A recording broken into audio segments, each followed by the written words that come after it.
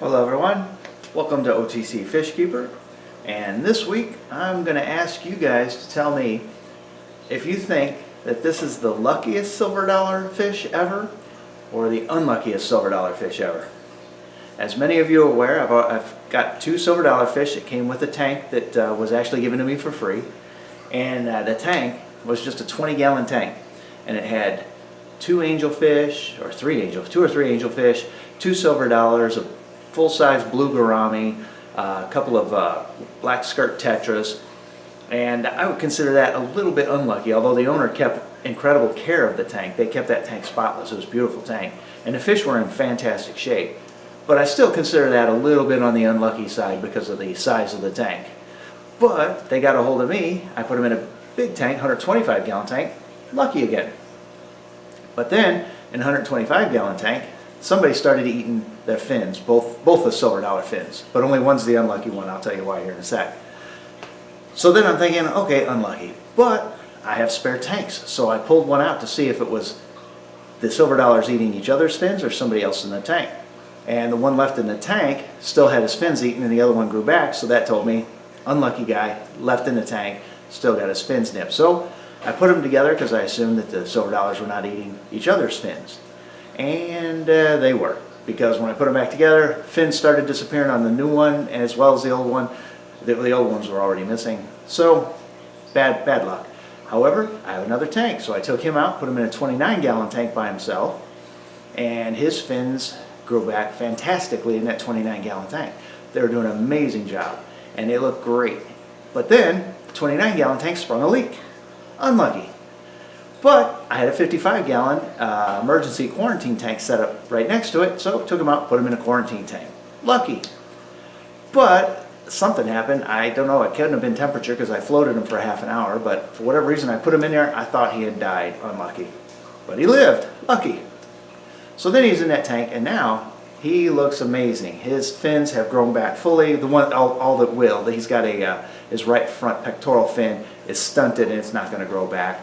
I've seen that before with fin and tail rot, where if it gets down too far, it won't grow back, and that's what happened there. But all the rest of his fins grew back really nice. He looks really good. So lucky. But then the brace in the center of that 55-gallon tank, not this one, it broke. And the tank was bowing out in the middle, getting ready to bust. So I lowered the water level down to half, and I bought a brace for the tank. I said, hey, I'll brace it, and then it won't be pretty for now, but then I can fix it. And so it's like unlucky and then lucky again. But then a brace I bought's too short by ½ inch. Unlucky. So now he's still in that tank, water's halfway down. He looks beautiful, but he needs to go to a new tank. And I've got a 29-gallon tank that I got at a $1 a gallon sale that I'm going to set up for him, but I haven't got there yet, working on that.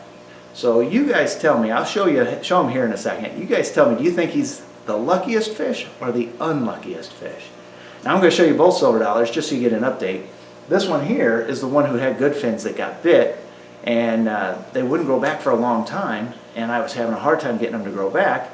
And I even treated them for fin and tail rot, but that wasn't it because nothing happened there. But then all of a sudden, now they're growing back. Not as full as I'd like, but pretty nice. So let's get a look at him.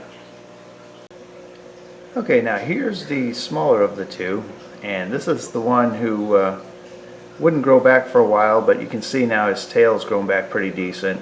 It's not full, but it's still getting better every day. And his dorsal fin grew back really nicely. His pectoral fins, though, have both been stunted, and his anal fin a little bit has been stunted as well. But considering where he was, he's grown back really nice. Got real good tail going on there. He's got full dorsal fin going on. So this is the luckier of the two. Plus his tank has never sprung a leak, so he's been pretty lucky there. Although I do want to put him back in a school here, but I got to get him healthy first. But I think we're just about there. So now let's take a look at the unlucky one. Okay, and here's the guy who is in question, lucky or unlucky. You can see that his tail's grown back nicer than the other one, but his dorsal fin's not as good. But he has one of his pectoral fins has grown back nicely, and his anal fin has also grown back really nicely. So he looks good, but the tank he's in, it's not going to last. I'm going to have to get a new tank for this one and then repair this one. This one is fixable, but it's going to take a little bit of time. Right now I'm doubly busy running a business and getting ready to open another business. So in the meantime, this guy keeps getting transferred from tank to tank and hiding. He loves to hide.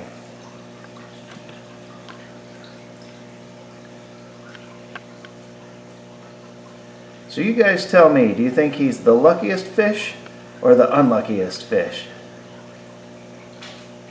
He is doing really well. He just can't seem to keep his house in order.